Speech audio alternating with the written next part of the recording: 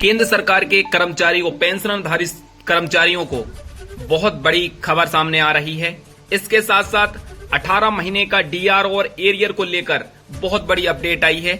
Supreme court के पूर्व फैसले की वजह से अब कर्मचारी संगठन और पेंशनधारी संगठनों ने सरकार के ऊपर दबाव बनाना शुरू कर दिया है और ऐसा लग रहा है कि सरकार को कर्मचारी संगठनों और पेंशनधारी संगठनों की बात माननी पड़ेगी, क्योंकि सुप्रीम कोर्ट का पूर्व आदेश कुछ इस प्रकार है कि वो हमारा 18 महीने का एरियर नहीं खा सकता है।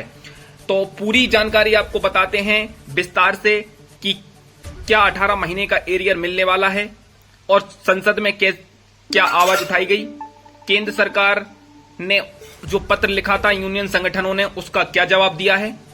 यदि आप ये सब चीजों को जानना चाहते हैं तो आप वीडियो पर लगातार बने रहें और वीडियो को स्किप बिल्कुल मत करें। यदि आप वीडियो पर नए हैं तो चैनल को सब्सक्राइब और लाइक और शेयर जरूर करें। तो आइए बताते हैं कि पूरा मामला क्या है। केंद्र सरकार के कर्मचारियों का 18 महीने का एरियर सरकार ने नहीं दिया था, जो कोरोना काल में काटा गया था। 18 महीने बोले तो जून 2020 से दिसंबर 2021 तक का डीआर एरियर सरकार ने कर्मचारियों को नहीं दिया था। उसी के बेस पर कर्मचारी संगठनों ने सरकार को पत्र लिखा था कि 15 अगस्त तक आप इस पर कोई फैसला लें, अन्यथा कर्मचारी संगठन आगे का रुख अपनाएंगे। तो उसके जवाब में सरकार का इंतजार करते रहे कर्मचारी संगठन और पेंशनधारी संगठन। 15 अगस्त पर जब झंडा फहराया जा रहा था तब कर्मचारी संगठन और लाखों कर्मचारी बड़ी बेसब्री से इंतजार कर रहे थे कि प्रधानमंत्री के भाषण में कहीं तो 8th पे कमीशन, पुरानी पेंशन और 18 महीने की एरियर को लेकर कोई जवाब सामने आएगा, परंतु भाषण लंबा चलता रहा। कर्मचारी एक एक आवाज को बड़ी गौर से सुनते रहे और परंतु उस भाषण में एक बार भी जिक्र नहीं आया कर्मचारियों के हित के लिए। कर्मचारियों ने वो सब सुनने के बाद सरकार को एक चुनौती देते हुए सितंबर में आंदोलन करने का फैसला बना लिया है, जिसके लिए पहले एक घोषणा हो चुकी है। वहीं पर 18 महीने की एरियर को लेकर संसद में भी अभी आवाज उठाई गई। ये बात कोई पुरानी नहीं थी, परंतु सरकार की चुप्पी ने इस 18 महीने के एरियर डीआर को और भी पुराना बना दिया है। दरअसल संसद में फिर से आवाज उठाई गई कि क्या आप कर्मचारियों के जो 18 महीने का एरियर डीआर है उसको देने के ऊपर क्या काम कर रहे हैं। सरकार की तरफ से जवाब आया है। सरकार के मंत्री ने साफ साफ कह दिया है कि अभी सरकार 18 महीने के एरियर देने को लेकर किसी भी प्रकार की योजना नहीं बना रही है। माना जाए तो सरकार ने बिल्कुल भी मना नहीं किया है और बिल्कुल भी देने की घोषणा नहीं की है। इसके उपलक्ष्य में कर्मचारी संगठन, पेंशनधारी संगठनों ने 5 अगस्त को एक साझा मीटिंग की है, जिसमें पेंशनधारी संगठन, कर्मचारी संगठन और अदर संगठनों ने बैठक में हिस्सा लिया और उसमें एक निर्णय लिया है कि अब सुप्रीम कोर्ट के पुराने आदेश के अनुसार, सुप्रीम कोर्ट का पुराना आदेश है कि कर्मचारियों की पेंशनर्स और उनकी वेतन में कटौती नहीं की जा सकती है। सरकार का कहना है कि 18 महीने का एरियर काटा गया है। तो ये जानना बहुत जरूरी होगा आपके लिए कि जो एरियर होता है, डीआर होता है, वो भी कर्मचारियों की पेंशन और सैलरी का हिस्सा होता है। तो इसके अनुसार सुप्रीम कोर्ट का आदेश का उल्लंघन हुआ है। 18 महीने का एरियर डीआर काट के कर्मचारियों की पेंशन और वेतन में वृद्धि न करके सुप्रीम कोर्ट का आदेश पहले ही था कि इस प्रकार से कटौती नहीं की जा सकती है।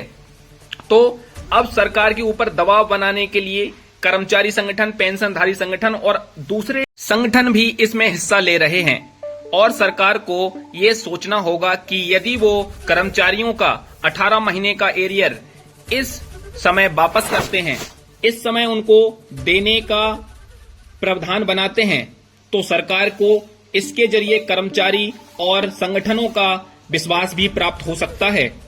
आपको ये जानना बहुत जरूरी होगा कि कर्मचारियों का 18 महीने का डीए ही नहीं, बल्कि उसके साथ साथ कर्मचारियों का और भी अलग से पैसा काटा गया है।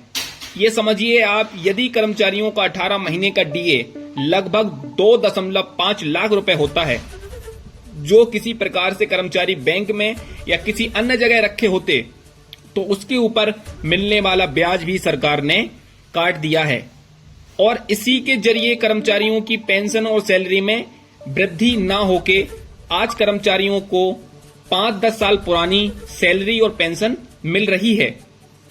वहीं पर अब कर्मचारियों के पास 2 ऑप्शन हैं, या तो कर्मचारी संगठन सुप्रीम कोर्ट का रुख कर सकते हैं, या फिर जन आंदोलन बुलाकर लोगों से अपील कर सकते हैं कि वो सरकार के ऊपर इस प्रकार का दबाव बनाया जाए, जिससे कि वो 18 महीने का एरियर और डीआर देने के ऊपर विचार कर सके।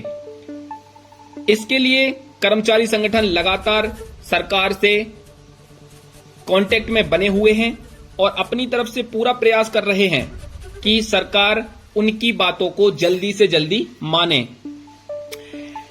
संगठन सुप्रीम कोर्ट की तरफ जाते हैं तो सुप्रीम कोर्ट में जो उनका पुराना जजमेंट था, उसके आधार पर कर्मचारी संगठन और पेंशनधारी संगठनों को सरकार के खिलाफ याचिका दायर करने में आसानी होगी और जो 18 महीने का एरियर है उसको वापस लेने में बहुत ही सरलता प्राप्त हो सकती है। इसके अलावा जो पेंशन धारक हैं उनकी पेंशन में वृद्धि की जाए। जो पेंशन उनको 80 साल के बाद दी जाती है उसको 60 या 65 साल किया जाए, क्योंकि भारत में औसत आयु ही 70 और 75 साल है। उसके बाद आप 80 साल के बाद फुल पेंशन की बात कर रहे हैं, तो ये बात कुछ ज्यादा समझ में नहीं आती है, क्योंकि कर्मचारियों को उनके हिस्से का जो आधा दिया जाता है उसको 60 या 65 साल में पूरी तरीके से पेंशन के रूप में दिया जाए। 2021 और 2020 का काटा हुआ सारा पैसा कर्मचारियों को ब्याज सहित और एरियर सहित वापस किया जाए। 8th पे कमीशन को लेकर सरकार को पहले ही पत्र लिख चुके हैं यूनियन और संगठन। उसके बावजूद यदि कर्मचारी संगठन सरकार को पहले बोल चुके हैं कि सितंबर में आंदोलन करने का विचार बना रहे हैं।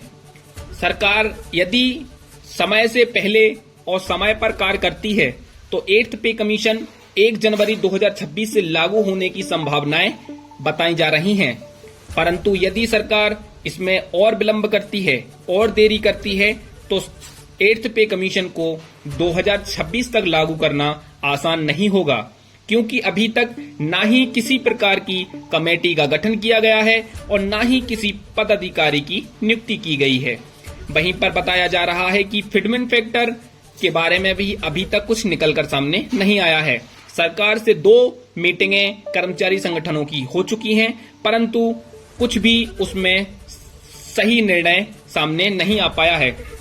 अब ये देखना बहुत जरूरी होगा कि सरकार कब तक इन चीजों पर फैसला लेती है और कर्मचारी संगठन अब किस तरीके से 18 महीने के एरियर को लेकर 8th पे कमीशन और पुरानी पेंशन को लेकर सरकार के ऊपर दबाव बनाते हैं, क्योंकि सरकार अभी बहुत ही सस्ते बस्ते में कर्मचारियों की बातों को डाले हुए है। परंतु सरकार को यह सोचना होगा कि जिस प्रकार से नजदीक चुनाव आ रहे हैं, यदि सरकार इन सब चीजों की घोषणा करती है, पुरानी पेंशन, 18 महीने का एरियर और फिटमेंट फैक्टर ज्यादा से ज्यादा लगाएगी, तो कर्मचारी संगठन, यूनियन और लोगों का विश्वास सरकार को प्राप्त हो सकता है। सरकार को यह भी जानना जरूरी होगा कि जितने कर्मचारी 65 लाख से ज्यादा पेंशन भोगी और 50 लाख के करीब सरकारी कर्मचारी सरकार के हित के लिए कार्य करते रहते हैं, उसी के आधार पर सरकार को उनके लिए काम करना बहुत जरूरी होगा। ये सारी चीजें अभी निकलकर सामने आ रही हैं। उसके बाद कोई भी जानकारी यदि आती है तो आपको बता दिया जाएगा। तब तक के लिए बहुत बहुत धन्यवाद।